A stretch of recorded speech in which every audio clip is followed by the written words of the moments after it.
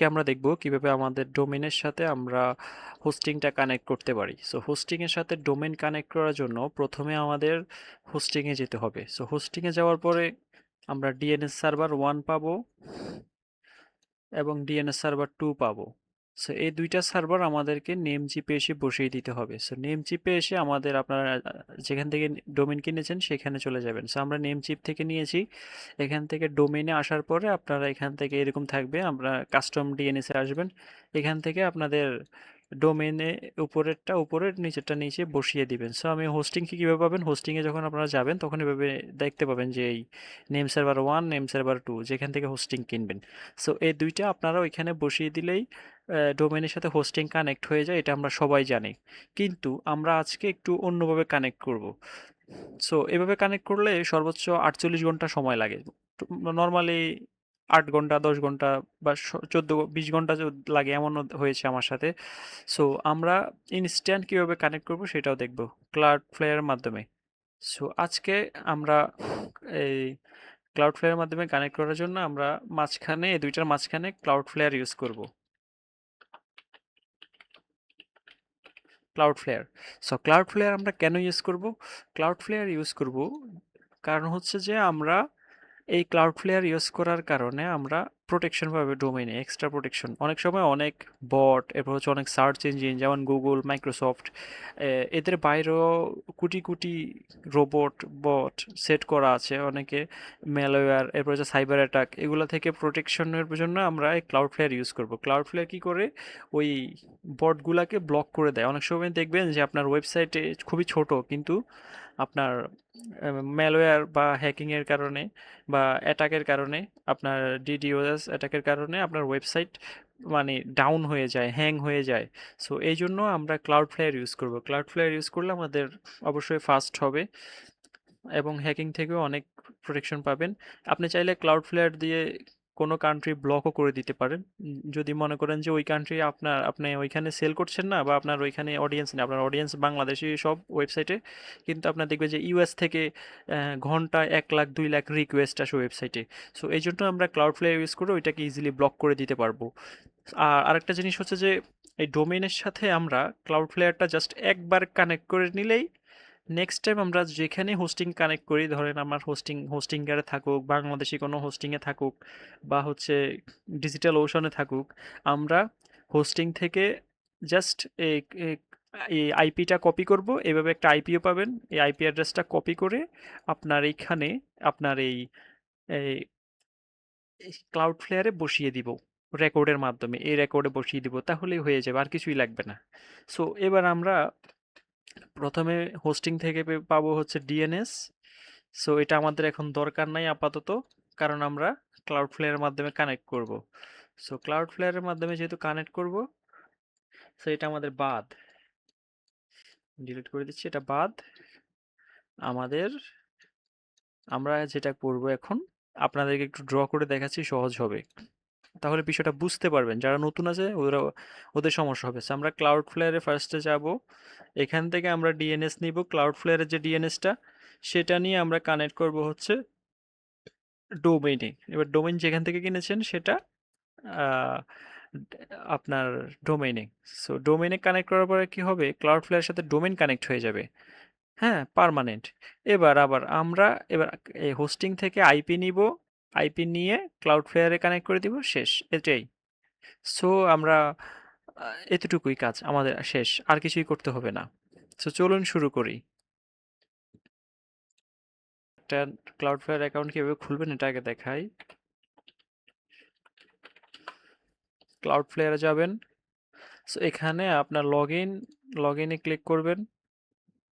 আচ্ছা, এখানে continue with Google করবেন, অথবা হচ্ছে আপনি কন্টিনিউ উইথ গিটহাব করতে পারেন। আপনি যেটা ইচ্ছা ওইটা দিয়ে অ্যাকাউন্টটা করে নেবেন। সো আমি আমার অ্যাকাউন্টে ফিরে যাচ্ছি। সো লগ ইন করার পরে আপনাদের সামনে এরকম একটা ইন্টারফেস শো করবে। সো এবার আমরা আমাদের ডোমেইনটা এখানে কানেক্ট করব। সো এই জন্য আমরা কি করব, অ্যাড কানেক্ট, অ্যাডে ক্লিক করে কানেক্ট ডোমেইনে ক্লিক করব। সেখানে আমরা দিব হচ্ছে অবশ্যই https ছাড়া দিবেন, maaiso.com। আমরা আমাদেরটা দিচ্ছি, আপনারা আপনাদেরটা দিবেন। তো এখানে ইম্পোর্ট ডিএনএস রেকর্ড অটোমেটিকলি এটা রাখতে পারেন। রাখলাম আমরা। রাখার পরে আমরা এবার কন্টিনিউতে ক্লিক করব।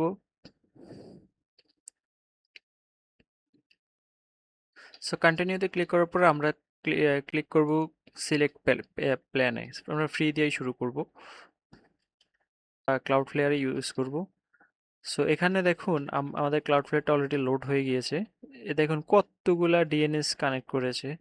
সো এগুলা কই থেকে আসছে, আপনাদের কোশ্চেন আসবে, আপনাদের কিন্তু এতগুলো আসবে না। সো এগুলো আসছে হচ্ছে আমাদের এই হোস্টিং এর এরিয়া থেকে, যেহেতু আমরা এই হোস্টিংটা ডোমেইনের এখানে কানেক্ট করা ছিল আগে। সো এই জন্য এখান থেকে সরাসরি এখানে যতগুলা ওদের এগুলা আছে এগুলা চলে আসছে অটোমেটিকলি। সো আমরা দেখাবো এগুলো আমাদের দরকার নাই। সো এই জন্য আমি বাল্ক সিলেকশনে ক্লিক করলাম, ডিলেটে ক্লিক করলাম, আমি ডিলিট করে দিচ্ছি, ডিলেটে ক্লিক করে ডিলিট করে দিলাম। টোটালি ফ্রি, এগুলো দরকার নাই জাস্ট।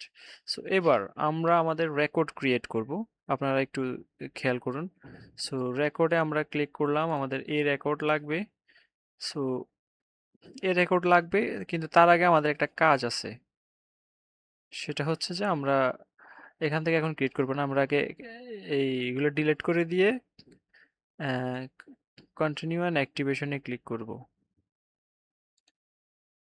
সো এবার দেখুন আমাদেরকে নেম সার্ভার দিয়েছে, এটা ক্লাউড ফ্লেয়ার থেকে দিয়েছে। মানে আমাদের নেম চিপের ডোমেনটা ক্লাউড ফ্লেয়ারে কানেক্ট হবে, দেন ক্লাউড ফ্লেয়ার থেকে আবার অন্য হোস্টিংয়ে কানেক্ট হবে, যেখানে কানেক্ট করি আমরা, যে কোনো হোস্টিং হইতে পারে। সো আমরা ক্লাউড ফ্লেয়ারে চলে যাচ্ছি, এখান থেকে এটা কপি করলাম, কপি করে আমরা ডোমেনে যাব, এই নেম সার্ভারটা সরাই দিব, দিয়ে আমাদের ক্লাউড ফ্লেয়ারটা বসাবো, এটাও রিমুভ করে দিব, আমরা সেকেন্ডটা আনবো, আইনা এখানে বসাবো, বসায় পেস্ট করলাম, এখানে ক্লিক করলাম।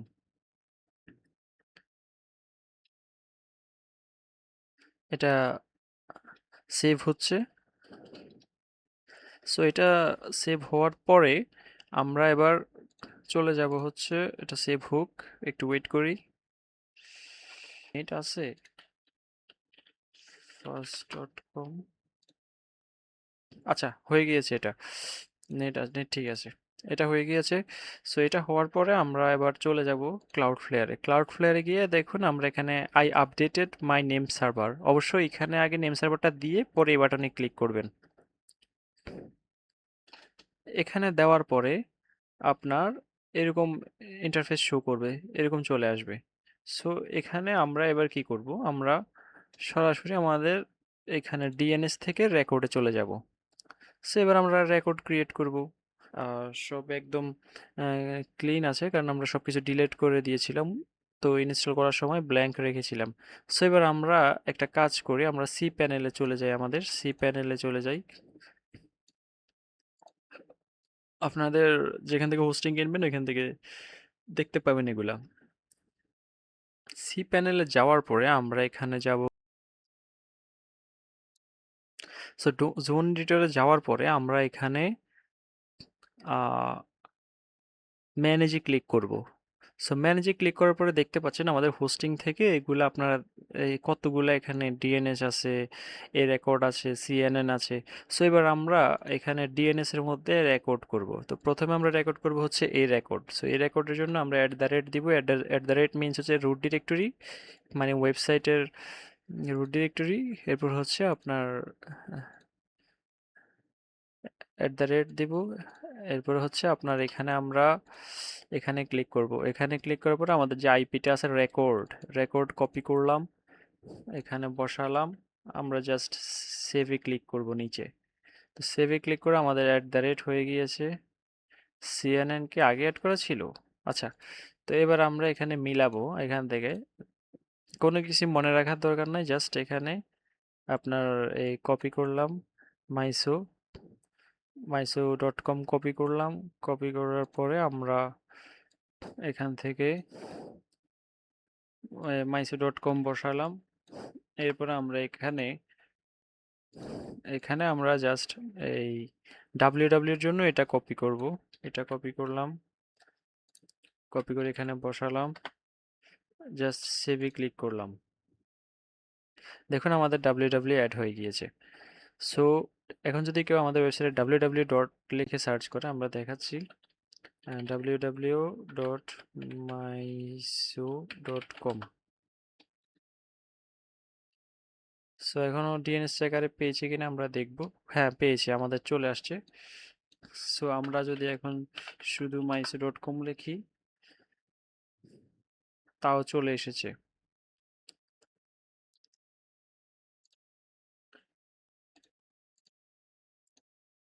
হ্যাঁ, এসেছে। সো এবার আমাদের লাগবে হচ্ছে এ রেকর্ড, এরপর হচ্ছে সি নেম রেকর্ড www এর জন্য, এরপর হচ্ছে আমাদের নিচে আর এগুলা কোনো কিছুই দেওয়া লাগে না, দরকার নাই, জাস্ট আমরা টেক্সটটা নিব, এই টেক্সটটা দিয়ে রাখবো। সো টেক্সটটা দেওয়ার জন্য আমরা এখানে আরেকটাতে ক্লিক করব, আমরা যাব টেক্সট, টেক্সটের মধ্যে আমরা দিব কমেন্টে, কন্টেন্টে এটা দিয়ে দিব, আর @ দিয়ে দিব রুট ডিরেক্টরি, মানে আমাদের ওয়েবসাইট অ্যাড্রেস। আমরা সেভে ক্লিক করলাম, দেখুন আমাদের হয়ে গিয়েছে ওয়েবসাইট অ্যাড্রেস, এখানে হচ্ছে টেক্সটটা চলে এসেছে। আর আরেকটা জিনিস বলি, যখন আপনারা সি প্যানেলে সাবডোমেইন ক্রিয়েট করবেন, তখন ওই সাবডোমেইনের রেকর্ডটাও কিন্তু আপনাকে ওইখানে অ্যাড করতে হবে। যেমন আমি আপনাদেরকে যদি দেখাই, আমরা সি প্যানেলে যাচ্ছি, সি প্যানেলে যাওয়ার পরে আমরা এখান থেকে সাবডোমেইন ক্রিয়েট করব। সো আমি ডোমেইনে যাচ্ছি। সো ডোমেইনে যাওয়ার পরে ক্রিয়েট এ নিউ ডোমেইন দিলাম। ক্রিয়েট এ নিউ ডোমেইন দেওয়ার পরে আমরা দিলাম digital.mysore.com। এবার আমরা সাবমিটে ক্লিক করব। আমাদের ডোমেইন ক্রিয়েট হয়ে গিয়েছে। সো এবার আমরা যদি এটাতে ভিজিট করি, এখানে এসেছে ডোমেইন ক্রিয়েট হয়েছে। সো আমরা দেব, দেখুন আমাদের ওয়েবসাইটে যাচ্ছে না। কেন যাচ্ছে না আপনারা এবার দেখুন আমার কি হয়, কারণ আমাদের এই রেকর্ডটা ক্লাউডফ্লেয়ারে অ্যাড করা নাই। এই রেকর্ডটা এখন দেখবেন কি হয় এখানে। আমি একটা রিলোড দিচ্ছি।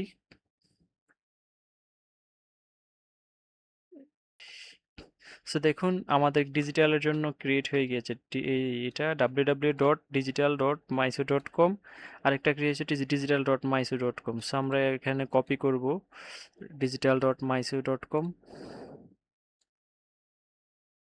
সো আমাদের ফার্স্টে উপরে দেখেন রেকর্ড, এই রেকর্ডের এটা হচ্ছে আইপি, এরপর হচ্ছে digital.mysore.com। সো এবার আমরা কপি করার পরে আমরা এখানে ডিএনএস এ আসবো, এখান থেকে ক্লাউডফ্লেয়ারে আমরা দিব হচ্ছে এই রেকর্ড, এটা আমাদের আইপি হচ্ছে 108। হ্যাঁ, আমারটা আমি দিয়ে দিলাম, আপনারটা দিবেন। সেভে ক্লিক করলাম, দেখুন ডিজিটালেরটা অ্যাড হয়ে গিয়েছে। So, এবার যদি আমি এখানে রিলোড দিই,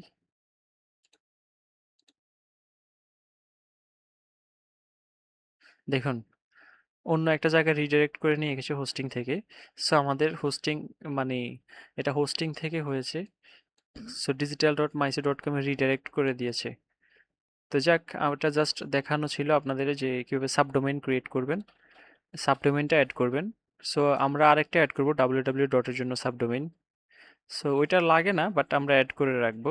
এখানে আমরা www ডট এটাও নিব।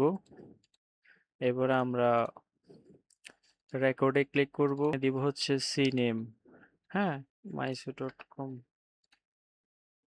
ওকে, আমাদের www.digital। আচ্ছা, সো আমরা এই কয়টা রেকর্ড অ্যাড করলেই হবে, আর আমাদের একটা এক্সট্রা রেকর্ডও লাগবে না।